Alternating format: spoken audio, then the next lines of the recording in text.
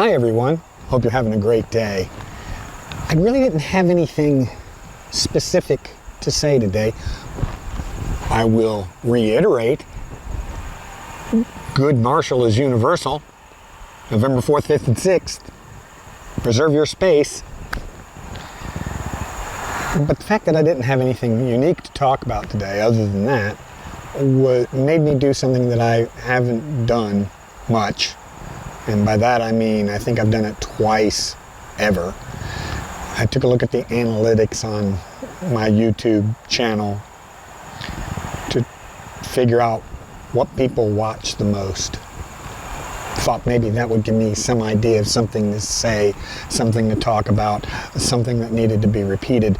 And it seems of all the things that are out there, the things that get watched the most, interestingly enough, are purely technique oriented, which is kind of unique because Wing Chun is concepts, it's not technique. And interestingly also, one of the top views is Ung Moon, the virtually dead JKD form. Maybe because back in the day I was one of the few folks who did it and taught it.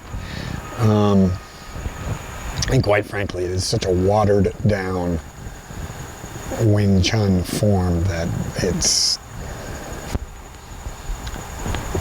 understandable that it is virtually dead, or antiquated anyway.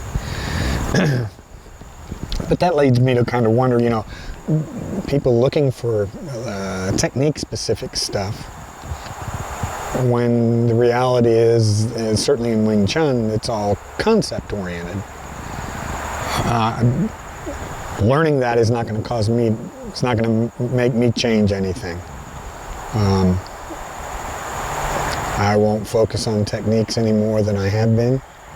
I will focus more on concepts, the way I have been doing, the way we will do during the good martial is universal weekend, because that's what the good martial is. It's all concept. It's structure and physics and body mechanics, and has very little to do with specific techniques.